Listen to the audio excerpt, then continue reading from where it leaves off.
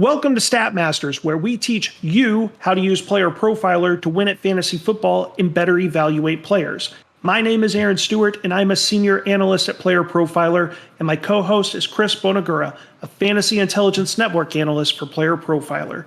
And today, we have a special guest with us, Billy Jones. Billy, please tell the audience a little bit about yourself. Hi, my name is Bill Jones, or Billy Jones. I'm a CPA and data scientist, and after finishing my master's, was looking for a use case to explore a variety of different things. So as someone who's fascinated with football and fantasy football, there is no better medium to explore some of these skills. Over the last couple months, I've been putting out content, and I'm really excited to go through a variety of different things today that are related to best ball. I love it. Billy here, I came across a couple of his tweets a few weeks ago, and for anyone that's tuned in with me and Aaron for a while, should know that a lot of what he's put out definitely correlates with a lot of the things we've kind of said. And what's nice about Billy's work is it really does put the math behind a lot of these theories that we've said. There's probably been a good 3 or 4 concepts that Billy's introduced to me that I knew were somewhere in my brain, but I wasn't actually actualizing them. And after reading it, it did change my game, and I feel like very much for the better. And it's a very nice combination of advanced things to think about, but presented in a very palatable way. So I say we just get started with this first article, Associaion rule mining for best ball transactions. Tell us about it, Billy. This first concept, it was something I've been itching to leverage for sports for a while. Associaion rule mining is a very classic data science technique where you look at a set of items that are grouped together, a transaction, and see what kind of interactions and commonalities that come together. In the piece, I explain just where we go, the very basic concept of Associaion rule mining. If you had a grocery store and they sold 1,000 things in a day, 100 of them potentially were like chips and beer, right? But then another 60 or 69 of them are towards salsa. You can leverage the combination of those chips and beer to see what is the likelihood of a salsa being a part of that transaction as well.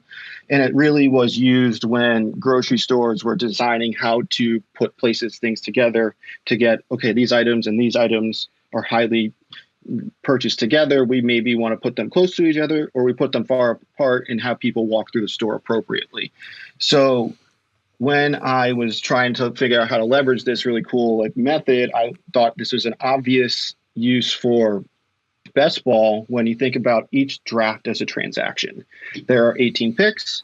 There are players that are in combination going to either have advanced or not advanced. So we commonly see advance rates for individual players. By using this method, we're going to be able to see advance rates in combination of players, which is really pretty powerful. Example that you see leveraged in the piece is the Lamar Jackson and Mark Andrews and how they combine as like a leverage piece rather than just if you're looking at them individually, which is a really powerful way to look at combinations. So that is the methodology, is how we were going about with this. And then in the data, we looked at what were the best advance rates by 1-player rules, and then 2-player rules, so combinations of just singular stacks, and then 3-player rules, so 3 players combined together, and looking at which were the most common and how those advanced, as well as just the pure highest advance rate combinations as well. It was actually quite fascinating because we all see the single player advance rates, but the combinatorial advance rates really kind of stood out, because when you hit on 2 or 3 players in a draft, your advance rates can go nuclear. As we saw on the tweet, the best, we always know that picking the best players is what we need to do to advance, but it really isn't 18 of the best players. It's 2 or 3 of the correct picks, and everything else is a structure that really is set up for the playoffs. But the regular season advance rate really can get up into that 50, 60, 70% for when certain players are combined together. For example, Josh Jacobs and Tyreek Hill last year got through at a 73% rate.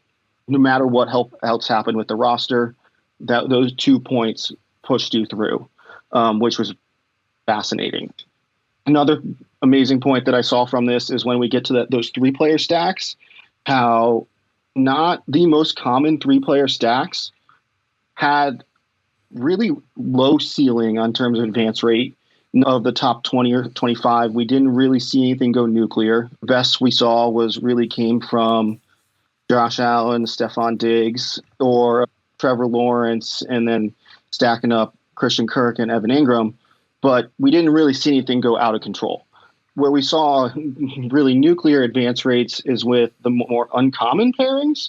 And why that happens, I got a lot of different theories, but I really think that the overstacking is something that I'm seeing a lot of. And I think that this kind of puts into question the overstacking of teams, especially with expensive picks, that you're kind of limiting that true like nuclear potential of teams to get through. This is great stuff. It's something that makes sense, and that when asked the last few months about stacking and such, I've always said, like, listen, like, stacking the same team, what benefit are you really getting from having a quarterback and all 3 receivers? And you had mentioned this before the show, so I'll credit you with the idea that a lot of the reason why you maybe see this minus EV on when you have too many players from one team is the idea that people are forcing it with very suboptimal ADP decisions. Because looking at your top advance rate with minimum 3% stack frequency 3-player stacks, you do have AJ Brown, Devontae Smith, and Jalen Hurts had a great advance rate, but people forget AJ Brown was a 3rd-round pick. He was undervalued. Jalen Hurts was a 6th-round pick. He was undervalued. Same with Devontae Smith.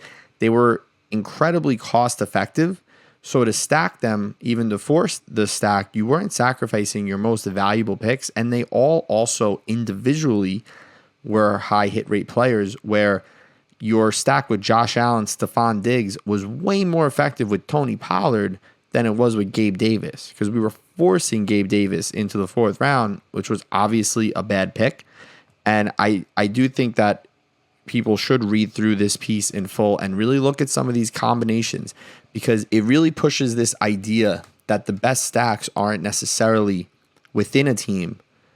Rather, it's a stacking of certain players. Like you have here, Jacobs, Mahomes, and Tyreek Hill was a 90% advance rate, but who's going to really pick out 3 successful players that often? Probably not many. I think the top 2 is a lot more interesting. Like, if you just knew better on Josh Jacobs and Tyreek Hill last year and you were absorbing them a ton in combination, you had a great time in best ball tournaments. So certainly I think brings a lot of logic and positivity to how stacking can work in your favor rather than how it's just popular. Aaron, how are you feeling about this?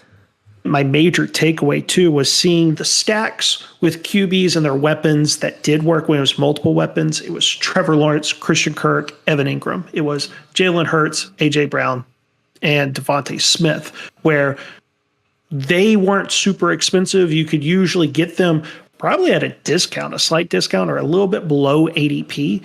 And my takeaway was going, hey, instead of forcing the stack, usually people force the stack and they build the roster around that stack. It's approach the draft like you would in a redraft league. Just focus on talent. It seems kind of simple, right? Simple concept of draft talented players. And then just when the stacks do fall to you, awesome. And then really you can just go with one quarterback and one of his weapons. You don't have to do the multiple weapons. It's got to make sense.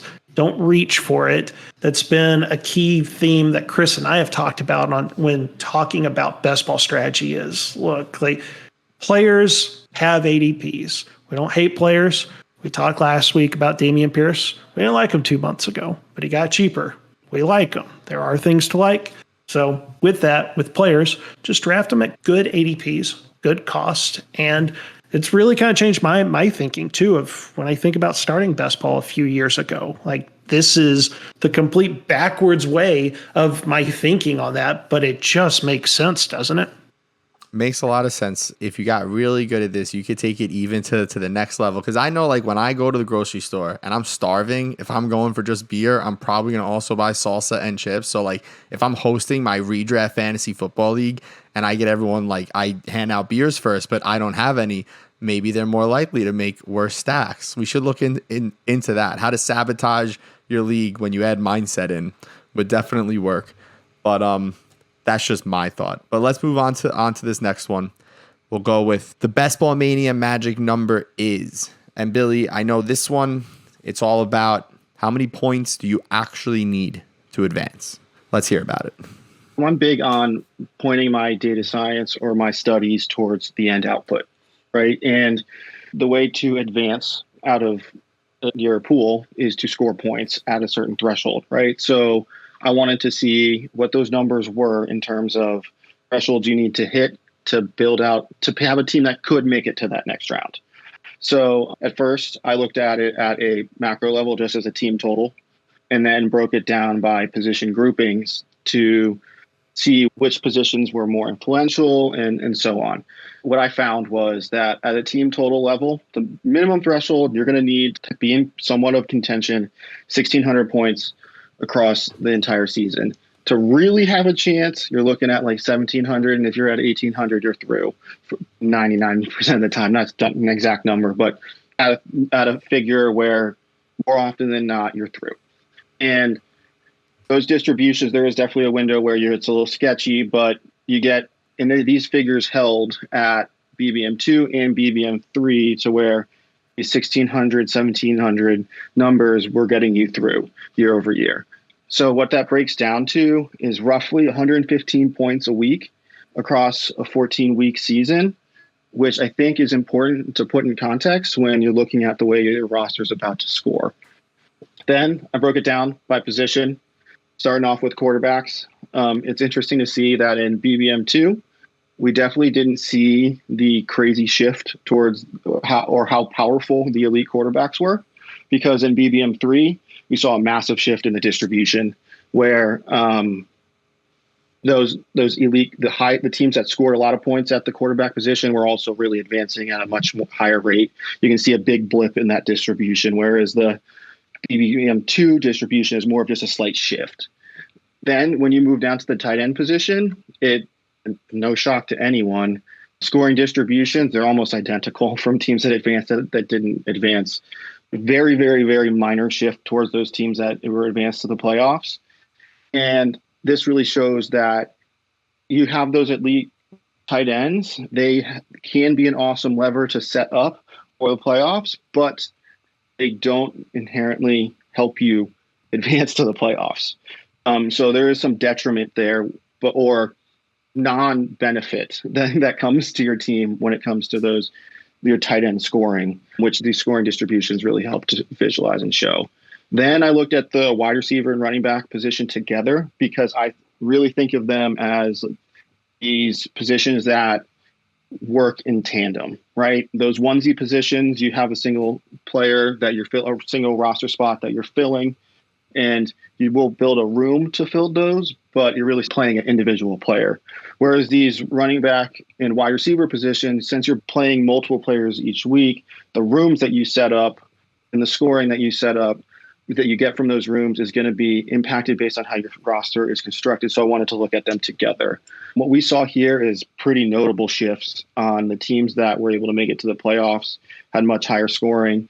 And I did present distributions here, but I also presented it in a scatter plot, which I thought was particularly interesting, where you could see that you can build it differently. You can have running backs that cook. You can have wide receivers that cook.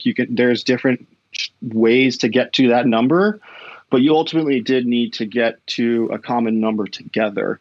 And that common number as a total is about 1,200 points, and roughly equates to 85 points per week. So 85 points from your positional players, and then your 30 points roughly a week from your onesies, which seems obtainable, but that's your bare minimum to be able to get there. So across your 2 running backs, 3 receivers, and a flex spot, you're really going to have to pull about 14, 15 points a game per position. And that's interesting context when looking at like how you're going to put a team together and have all these high boom players and having some also players as well. It's an interesting way to like think about building position rooms rather than individual players picks. So that was that piece. Yeah. It's very interesting context to look at. I like that you did it year to year. It is something I've said for a long time, that advancing teams have a certain level of quarterback floor. Because if you think about it, there's going to be 5 or 6 quarterbacks that really just dominate scoring. And then you can make combinations of cheaper quarterbacks that also accomplish that scoring. But you're not even necessarily competing for your 12-team division to advance if you're already behind at quarterback. And it's very interesting to see year to year. I think a big reason why you see this dip is because last year middle quarterback was just absolutely the worst thing. So you lost Lamar. He basically had a useless year for you. And then every single quarterback after Hurts until Fields seemingly busted. I mean, Tom Brady couldn't play anymore. Aaron Rodgers wasn't helpful. Matthew Stafford dropped off. Russell Wilson dropped off. Dak missed time. Kirk was fine, but it's Kirk. Everyone in the middle was terrible. And the guys that ended up being good were Geno, Jones, and Fields, who were hyper late, and Jared Goff. And there's always going to be value in quarterbacks late, but it's normally not that extreme. And we've definitely corrected quarterback ADP a lot this year. I think you will see a scenario where you can succeed a little more in the middle, but there is a bit of middle ground in my mind, where what we saw in Ball Mania 3 is partially a new trend, because quarterbacks throw for more yards than ever now. The amount of quarterbacks throwing for over 3,500 yards is far more than decades past. And you have so many mobile quarterbacks. But because there's so many options too, it definitely levels out a bit. And we've been saying for years, like, if you're going to have any position be subpar, it's tight end. You see plenty of teams that advance with awful tight end rooms. And like you said, and you do have another piece that brings credit to it, the elite tight end gives you leverage in the 3 playoff rounds, because elite tight ends so often find themselves top 5 in scoring, where your non-elite tight end is going to have spikes, but they're typically not chained. But when it comes to over 14 weeks, most tight ends will help you get there. And the 15 points per week from each player at receiver and running back is a very interesting point of view. And I think it really hammers down the idea of not overstacking one of those positions. You don't need 6 receivers through 6 rounds. You don't need 4 running backs through 4 rounds. You need to fill those other spots too. And a lot of times people will focus on a roster build. This is a 2 quarterback, 5 running back, blah, blah, blah type build, right? They think too much about how they will divide those 18 rounds into the 4 positions. And I liked the visuals. We're huge on that with Statmasters, of showing the visuals. I think you had mentioned this maybe towards the end of the article, of going, hey, instead of focusing on like the team structure, the roster construction, that really what you need to do in looking at these graphs is go, how do my position rooms look? When you talked about the 1,200 points between 2 running backs, 3 receivers, and a flex spot over 14 weeks, 85 points, that's about 14 points per player, is sitting there going in your draft, hey, am I hitting that from each of my spots?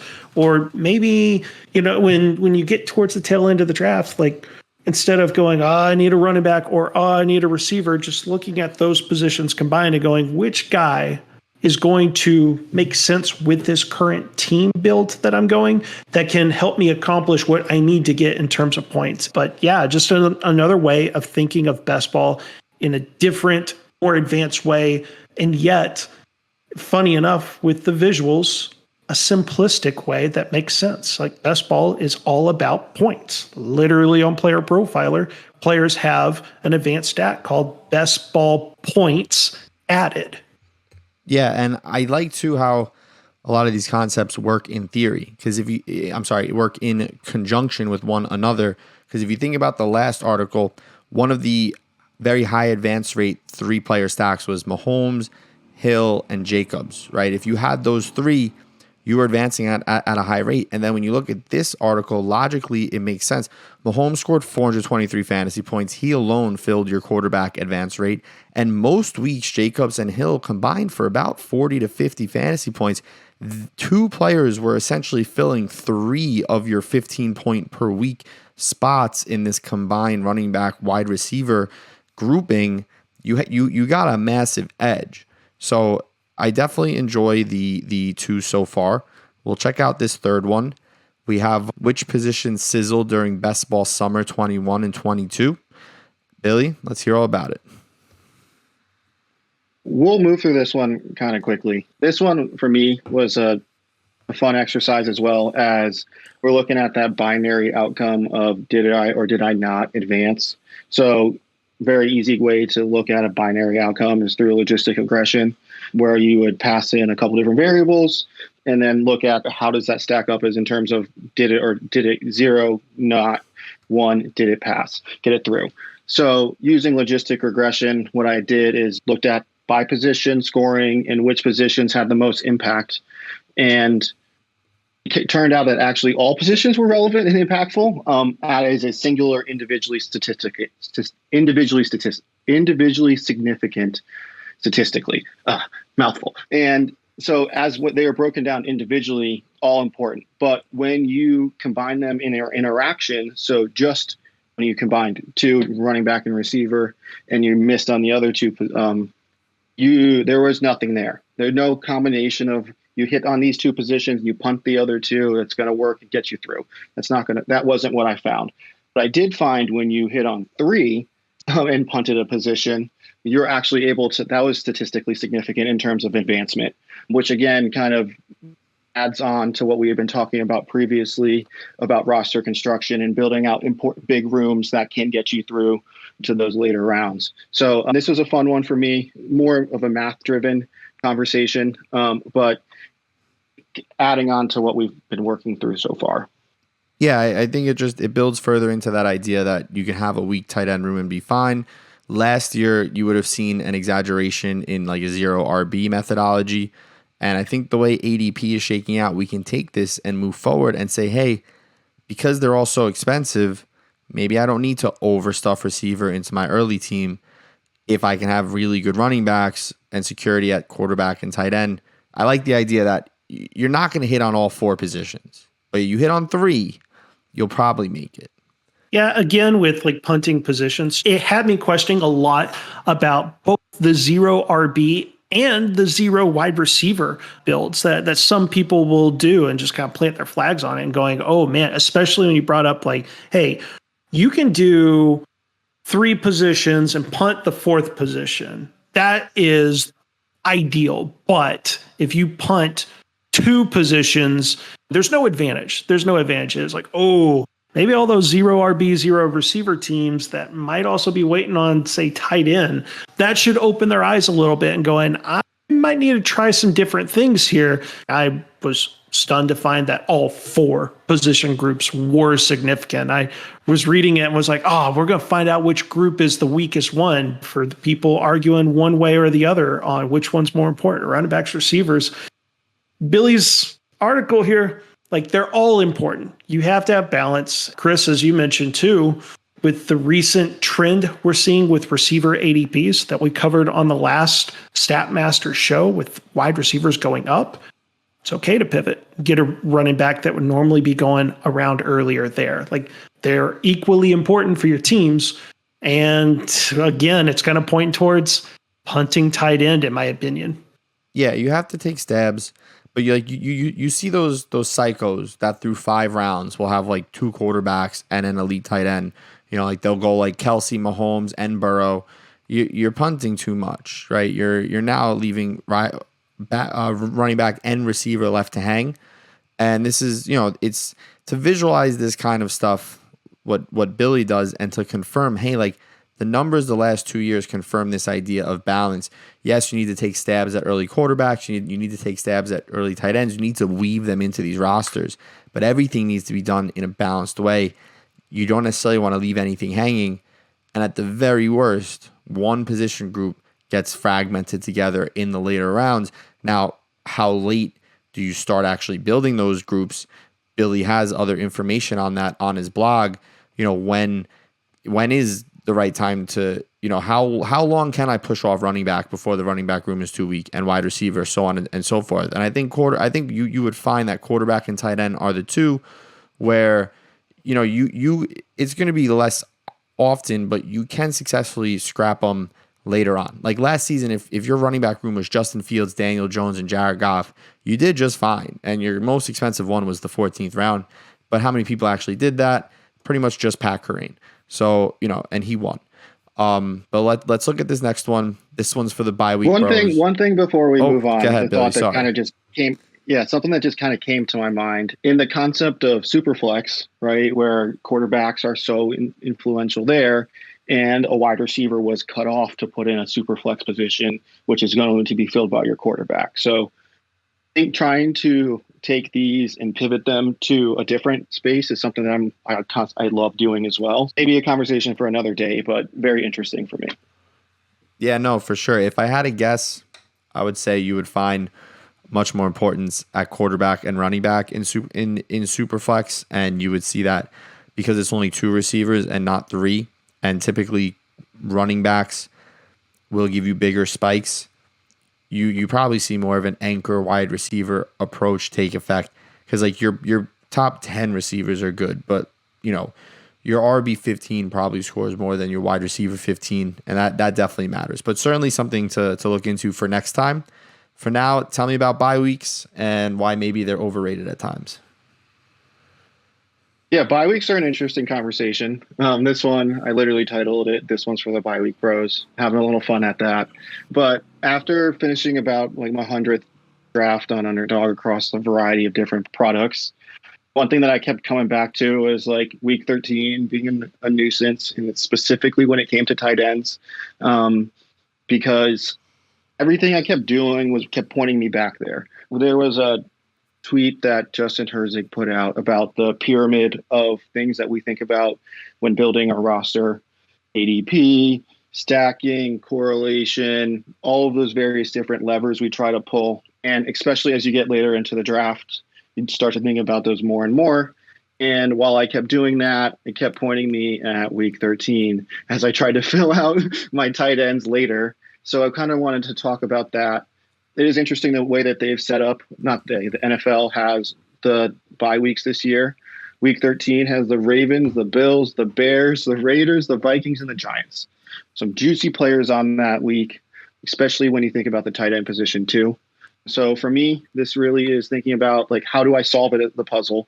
First step would be to understand who's relevant and kind of who's going to get you stuck in that week 13 conundrum.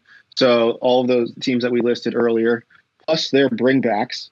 So if you put a Dolphin on the roster and you're thinking of trying to get a bring back later at that tight end position, and you've already filled out a week 13 tight end, Isaiah Likely is probably not a good fit if you're going to try to fill for that bye week, right? And so I just kept coming back into that situation where the Ravens play the Dolphins, the Vikings play the Packers, the Giants play the Rams, and so on, to where there's this, it's a juicy set of players that kind of point you towards week 13. So step one would be knowing who everyone is, and that kind of gets you towards that. Step two would be knowing what outs you have. So thinking about when this is going to come into situation, like thinking about where else your roster is set up, what other players might be fitting in there. If you're listening to this call right now, you're a bit of a degenerate like I am, and you probably have gotten into the depths of all of these drafts and know where players fall. So you should be able to be proactively seeing things happen. So that's one thing, is just knowing these outs, and proactively knowing your outs and knowing how to get there. And then the second part is just like knowing it's okay to accept a bye week loss at a position that isn't likely to be super fruitful, and it's later in the draft. If there's a huge ADP grab that you can get, take it, right? There's huge value there, potentially on every other week. Also, if you think that this is likely to set up some uniqueness in the playoffs, if other people are thinking the same way and they're just like, I don't want to buy. So that's something that we are accepting of as well. And the final piece of this is knowing that other people are likely going to try to avoid their buys as well. And if you see someone with a week 13 tight end, you probably can push it around the corner. and get just a half round or 2, 3, 4 pick value. But if you do that proactively on drafts, those little incremental values of getting the guy that you want on the front end of the turn or on the back end of the turn is super significant across the draft and across 150 drafts. So just these little micro edges that we can get are things that we should be talking about and leveraging up. Yeah, there's a ton here that's definitely impactful. The grouping of week 13 bye week tight ends is a plague on all of us because we've all done it. We all have Hawkinson and we forget, and we see Cole Kmet fall 20 spots past ADP and we're like, what great value. Let me get my tight end too. And then you look and you're like, oh, they're both bye week 13. I've just ruined this whole roster. But I do think eating a bye week at tight end is fine. And it can definitely work. I had a team recently that I almost never do this, but both ADPs ended up being so cheap that I ended up with Hawkinson and Waller, both of them like 2 rounds after ADP. It's a very unique team at the very least, but they're both by 13, and it's brutal. And I'm just hoping that they're so good the rest of the other 16 weeks that it doesn't matter, right? It doesn't matter. I'm going to take a straight 0 that week. It's something me and Aaron actually joked about last year because I've always said that if you take Kelsey or Mark Andrews, more specifically last year when you were taking Andrews in like the mid-second, now he's around cheaper, to a degree, the bet you're making, like Travis Kelce scored 260 fantasy points last year. If you're taking him where he's going now, you're betting he's going to do it again, which theoretically is possible. You don't need another tight end if he's going to do it again and be worth that first round pick. And this is under the assumption you're drafting 150 teams to max out a tournament. The 0 on the bye week's really not going to matter. And let's say you do it correctly and draft a super cheap guy like a Luke Musgrave who has upside. What if he only scores 2 fantasy points on Kelsey's bye week? It did nothing for you anyway, and it burned a roster spot. Funny enough, I convinced Aaron to do this with a team last year, or it might have been 2 years ago, where he took Kelsey, and with his last round pick, he was going to take Mo Alley-Cox. And I was like, Mo Alley-Cox is going to do absolutely nothing for you.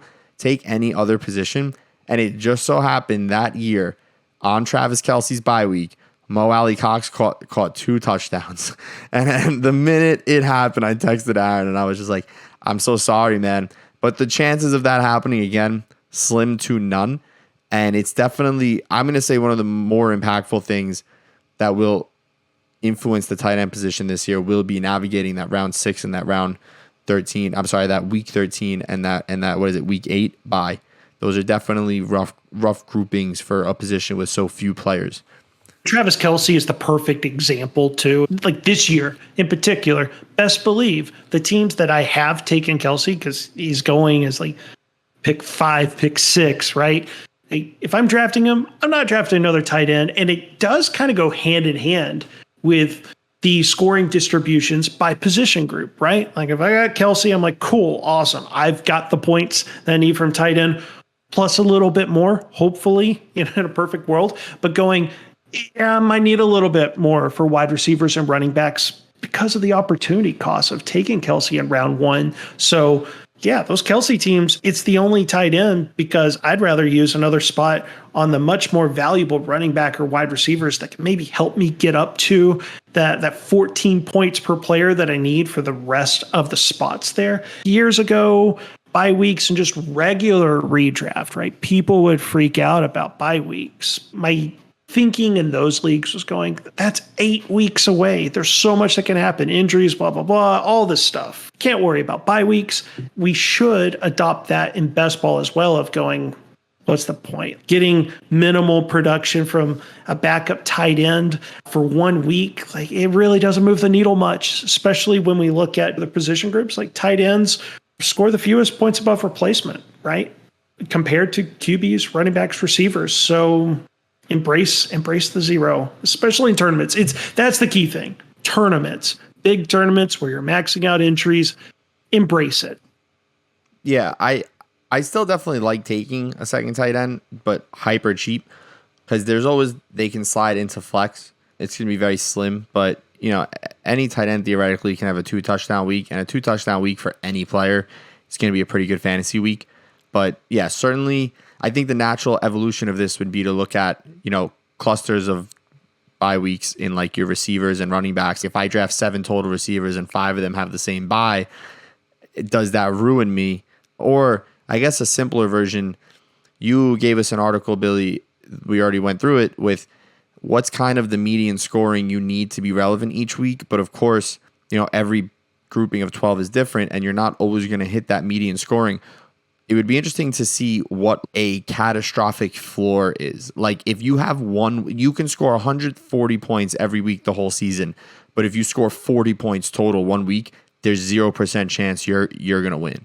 It would be very interesting to kind of see like what's the minimum threshold of even 1 week under this number has just cratered your chances, because I think that would kind of then give you an idea into a logical conclusion for spreading around your team bye weeks.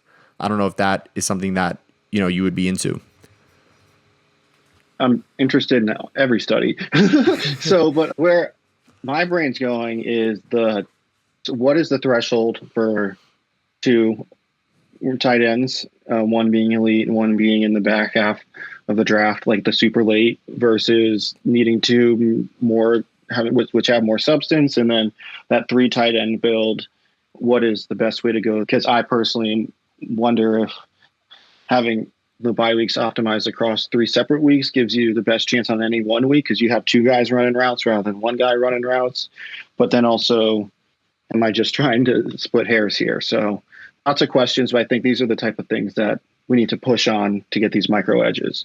Yeah, if I had to guess, I would say it's splitting hairs, because I'm always going to go back to most tight ends are so dependent on a touchdown that like to shove in that 3rd tight end, the chances of them really, or let's say to avoid a guy, let's say you're going to draft 3 tight ends for sure, right? And you've already drafted Kmet, and then you end up with Higbee, and now you're late and you really want like Michael Mayer, but he has the same bye week as Kmet. I wouldn't dodge him, right? Because the chances that just because you added, let's say, I'll go back to Musgrave instead, or let's say like Mike Gesicki or Trey McBride, any of these guys that go around him, just because they don't have that week 13 bye, even if you have Gesicki and Higbee, there's still a good chance neither of them exceed 5 points. And then what was the point? You could have just taken the guy that you think, hey, like if you like, I really believe in Michael Mayer. Like this guy was an early 2nd round pick to a team that desperately needs a tight end and has plenty of vacated targets. He's a way better value than Dalton Kincaid. The difference in their cost makes no sense. This guy can easily score 110 fantasy points as a rookie. Why not draft him? And I would prefer him in that scenario to a Mike Gesicki, a guy that's on a really boring Patriots offense, right? So it's definitely something that this is kind of the whole point of this whole show, and a lot of the reason why I really like Billy's content is it inspires you to think further while also giving you some concrete evidence of past success. It's not giving you an answer. It's teaching you how to fish, and it's great. I totally love it. We have one more skill set to learn with Billy, and that's going to be when to draft running backs in best ball. Let's hear about it, Billy. Well, we'll wrap it up with one that I'm really excited about. So I haven't put this one out on Twitter yet. It will be going out this week, but this one was inspired from Hayden Wink's piece, which he was about when is it most optimal to draft a running back in best ball, which I thought was awesome, where he looked at the 0 RB, 1 RB, and like how many cumulative running backs you've drafted at any one point and what the average points were by that team. So I thought that I wanted to really kind of adjust the perspective a little bit and not look at how much that team was producing, but how much that those players were producing to the team. So their individual player contribution. So a little bit different perspective on that same concept. What I found was that we see this massively flat running back dead zone over the last couple years, which start the first couple rounds of the draft. Pat Crane has titled those, I believe, as like the legendary upside running backs. He has his website titled that as well, where they just have this level of production that is different. You're not going to see that in the later parts of the draft. They can kind of do it all. These massive volume, efficiency, touchdowns, the league winning type of guys. You see those go off in the first couple rounds. But then it does significantly plummet to where essentially rounds 3 through 11, 3 through 11 is pretty wild, the distribution. You really don't see a huge difference in what you're getting out of them. Last year, we saw a little bit of difference with a pretty big spike in Josh Jacobs and a couple other players in the back half of the dead zone that really produced. But we didn't see that in BBM2. And if I were to make a bet, I would expect that Josh Jacobs was the anomaly more than the year before that was the anomaly. You had like 5 guys is the problem last year. You had Jacobs, Stevenson, Sanders, right, and Pollard. It was just crazy. It was a crazy year for round 7 to 9 running back. But go on. I just wanted to add that. Yeah, absolutely. It was this whole pocket of players that pushed back in the draft. Nobody wanted to draft them, but they all spiked. They're all great for you. And it has this like massive explosion of, as we all see in these drafts, of this 0 RB. Let's go get them in the 6th, 7th, and 8th round style drafting. So what I then did after looking at it, these averages by position, I broke it down a level deeper, where I used a box and whisker plot, which is one of my favorite ways to look at a distribution. And you could really see how players were producing year over year. Not year over year, but like how players were producing within each round.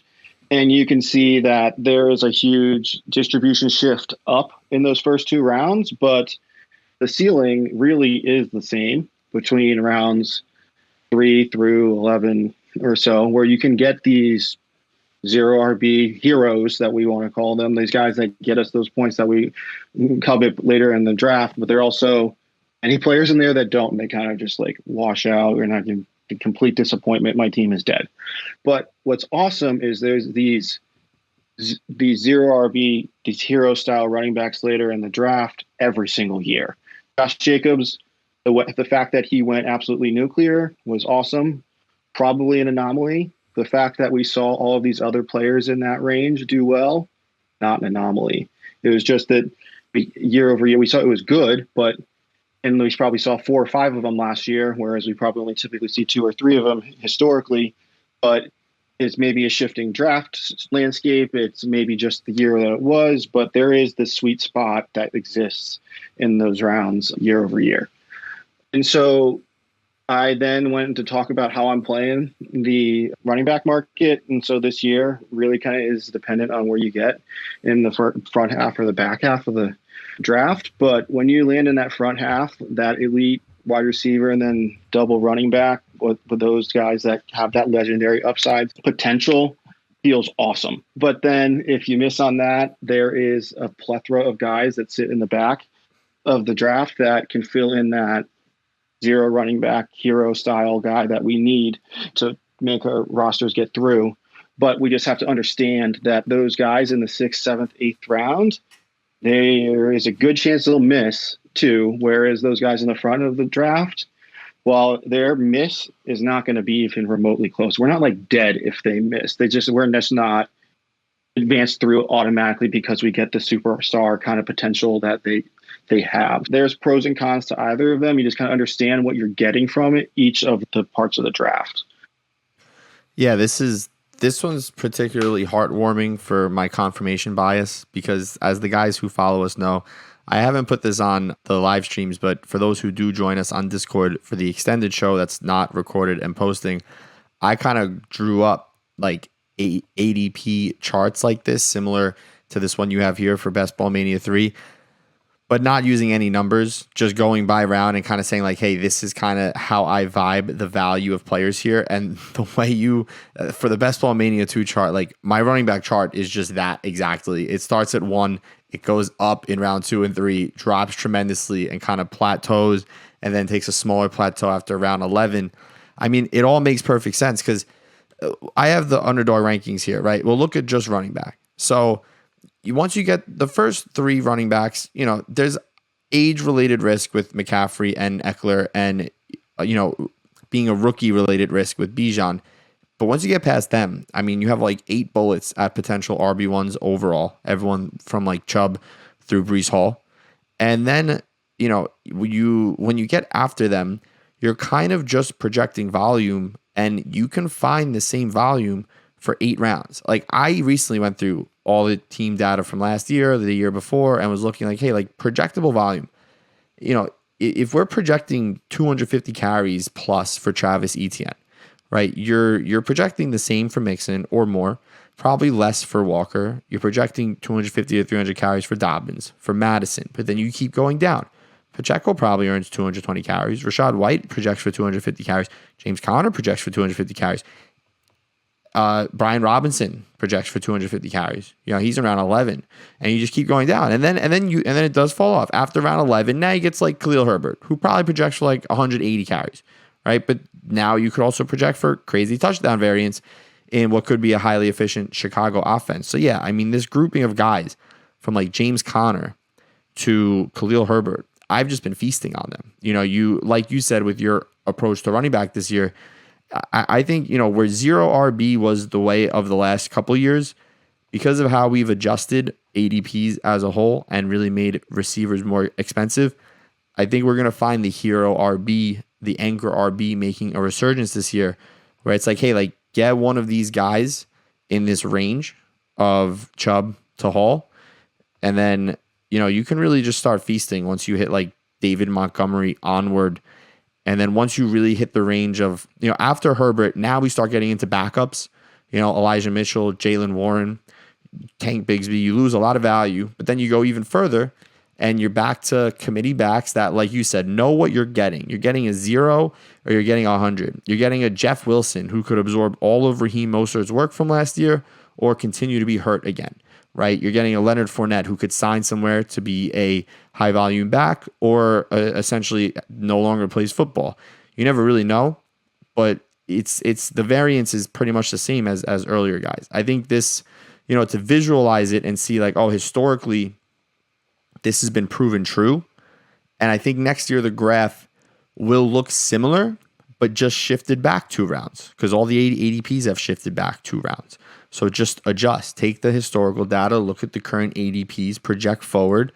And we also have a lot more talented running backs than we've had in years past that are at their age apex.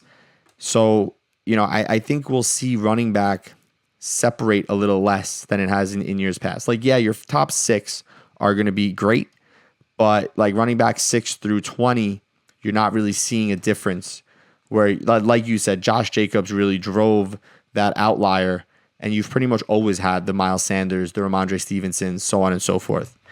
Aaron, I feel like you're going to have similar sentiment as I. Same. In fact, I kind of chuckled a little bit when I was going through Billy's article there because I was going, wow, all the shift in wide receiver ADPs have gone up, and we've also noticed running backs going down. I was like, this is crazy. Just early in that article, I'm going, I bet with today, 2023 best ball, you can get the legendary upside running backs in rounds 3. And then I finished the article and Billy literally said that too. So I'm like, same wavelength there. That's what we've seen in best ball drafts. And if you're like me, if you've done some of your redraft leagues a little early, you're seeing that as well. Like I've done a 10-team league and had Ramondre Stevenson fall to the 3rd round. It's insane. And I gladly take that player. And historically, I've been more of the hero running back build, right? But like this year I go, well, there's only one thing that logically makes sense at this point is to take the running back that's going to get carries, that's going to get targets, it's going to get overall touches in an offense. I'm having the time of my life getting those guys that just a few short years ago would have been tail end 1st round guys or early 2nd round guys that are now going 3rd round in best ball. Heck yeah. Sometimes fantasy football and best ball doesn't have to be hard. And especially like the dead zone for running backs. I like the part of going like, look, like just after you get your 2 running backs, just sit out for a while. Sit out. There's going to be some running backs that fall, because people are then going to continue to reach on receivers. Get in on those later rounds. Like, hey, if your 3rd running back is, maybe round 9, round 10, it's going to be okay. There's going to be the guys that you want to pair with your 2 legendary upside running backs to win at best ball. It seems to be a winning formula, and Billy's got the numbers there. That's the winning formula. I just want to pepper in just to say what you were saying, Aaron, and kind of what this shows is like what I do a lot is the one running back in the first 3 rounds, 2 to 3 of those guys in that round 8 through 11, and 1 to 2 guys just tagged on at the end. But your draft boards, whatever your slot is, if you're not taking running backs in rounds 8 through 11, you're just missing running back value. Yeah, and I think that's my preferred style as well, because we have to remember this is best ball and we're like portfolio drafting. So if this was redraft and I wanted safety out of my running back position, I'm going to like either pick 2 high ones early, or I'm going to pick a bunch of wide receivers because they're not going to get hurt, right? But in this concept of best ball and it being a portfolio, I would love to have a collection of those super elites paired up with a combination of guys that could produce a ton of value in rounds 7, 8, 9, 10, 11. I understand that not all of them are going to hit, but when it does hit, I'm gaining so much value that I do have a real shot at taking down a title. So that concept of a portfolio really shifts what we can accomplish and do with these rosters. Yeah, I think one of the simplest questions to ask, because the thing is, like, there's no Josh Jacobs this year, where the thing that most people miss on Josh Jacobs was if you look at him all the years prior, the profile of a workhorse running back was always there. It just didn't happen for one reason or the other, but it was always there. And then we pushed him down for a combination of not liking the offense and perceived competition from like Amir Abdullah and Brandon Bolden, like the worst players. And then to get, Josh Jacobs' workload last year of over 300 carries and over 60 targets, that's a monster workload. The only guy this year, and you also have to pepper in, Josh Jacobs was in the peak of his career, prime age. So the only person really that kind of fits that mold is Najee Harris. Like, he's a 3-4 turn player, and Najee Harris, it could certainly be in a Josh Jacobs situation where he's in the peak of his career. He's going to get all the volume. People think Jaylen Warren is touch competition, but he's not really. But you're not getting the same discount as you had with Josh Jacobs. So then you just have to look to the simpler approach of, for whatever role we essentially project for this player, if they stay healthy, is it 250 carries and 50 targets? 250 carries and 50 targets is like mid RB2 volume, and it's very obtainable even for non-talented players. And maybe they don't get the 50 targets, but if they get 280 carries and like 40, 30 targets, it's still relatively the same. And, a lot of these guys in round 5 do that. Like Alexander Madison projects for that. And he was one of my favorite players in the 7th round. In the 5th round, I pretty much never draft him anymore because, again, you can project that for a lot of these guys. You can still project that for David Montgomery, even though it's gross, for Rachaad White, James Conner, like I said, Brian Robinson. Just go down the list. Even Samaje Perine to a degree, but I doubt it. You have a lot of options. Even Damian Harris. I mean, if he just slides into Devin Singletary's role, Devin Singletary had 180 carries and 50 targets last year. He was used. I mean, he was the primary back there, and he was a value at cost. So, yeah, I think running back, much like tight end, is a much more solved equation in regards to when do we draft them. And like you said, Billy, this is a game of exposure. Understand where to draft them, have exposure, and then let variance take the wheel. Because as nice as it would have been to have drafted 150 teams with Josh Jacobs on them last year, nobody does that. Nobody knew that much for sure. And even if you just had 15% of teams with Josh Jacobs, that would have been enough to legitimately have a chance of winning serious money. Billy, do you have any like strong player takes that maybe you've come up with after writing all of this? Strong player takes is more on the lines of get these positional tiers. I want to be the cheapest version of all these positional tiers. So my biggest player take is around Darren Waller this year. I think that there's a tier 1 Travis Kelce, and then there's a really good but not great tier of tight ends. And I feel like Darren Waller is set up to cook this year, as well as he's at the back half of that tier. He's a guy that I keep seeing like hammer every time he falls. As for these articles, I'm going to do a version of this for wide receivers. Already started on that process. So definitely be on the lookout for that. And if anyone has any ideas or wants me to run down any studies, definitely reach out to me on Twitter. This is where people have questions. This is where awesome stuff comes out of. So that's where all of my stuff comes from, is I have a question and I want to see what the data says about it. Yeah, here, I'll pull it up. It's they can find you at NFL_Billy_Jones. After listening to you for this last hour, your Twitter profile pic makes a ton of sense. This dude just has numbers and graphs and charts running through his brain at all times. Driving must be a nightmare for you. You're probably just calculating everything, but hopefully you commute via public transit or like a bicycle. But what you said about Darren Waller, I do agree. Like I said, the last week, I've been really just looking through from a very broad sense. I'm not the type of guy to write projections. I think the practice can be very misleading, but I think you can make a lot of common sense conclusions from looking at, historical production for a team. And the one thing that screams out when you look at the Giants last year was a clear need for consolidation. One of the least consolidated passing games in the NFL cycled in a lot of guys. And there's screaming value for this offense to focus on less players.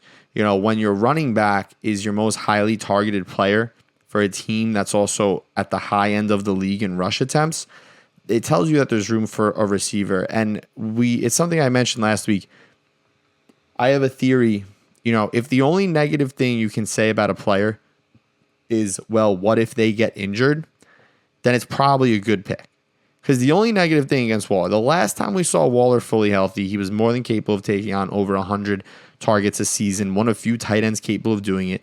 And at the very least, the Giants are going to give him every third down, every red zone, every high leverage opportunities going to him. And of all these tight ends outside of Kelsey and Andrews, he's one of the few that genuinely will earn that volume. It's just an injury risk. He's a little older and he's been unhealthy for 2 years. So we'll see. But I think the value, like you said, he falls cheap enough, and with an exposure portfolio, you got to take swings at that Darren Waller upside, considering everything we've said today.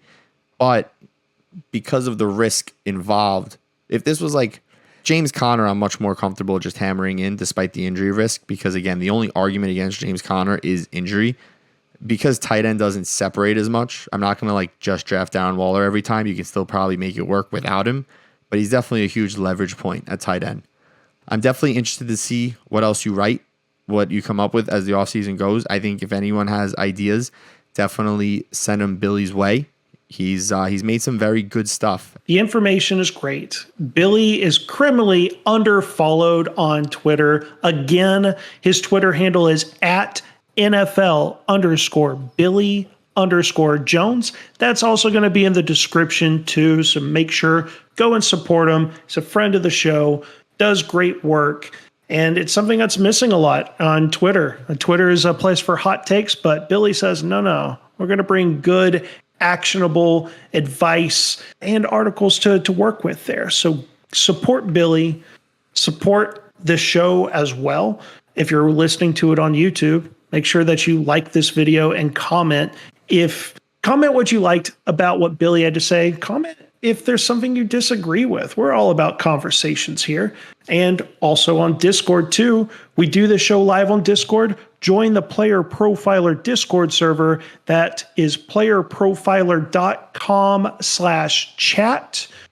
You'll be able to join the Discord server. We have conversations. We'll take questions from people after the show. So from Chris, from Aaron, and from our guest Billy, we bid you adieu. Until next time. Hey, you like that video? Be sure to subscribe and activate those alerts so you get notified as soon as new videos drop. And be sure to check out playerprofiler.com. We have all the tools for you to dominate every type of fantasy league. We have a draft kit, Dynasty Deluxe, data analysis, DFS Dominator, and don't forget the player rankings to rule them all.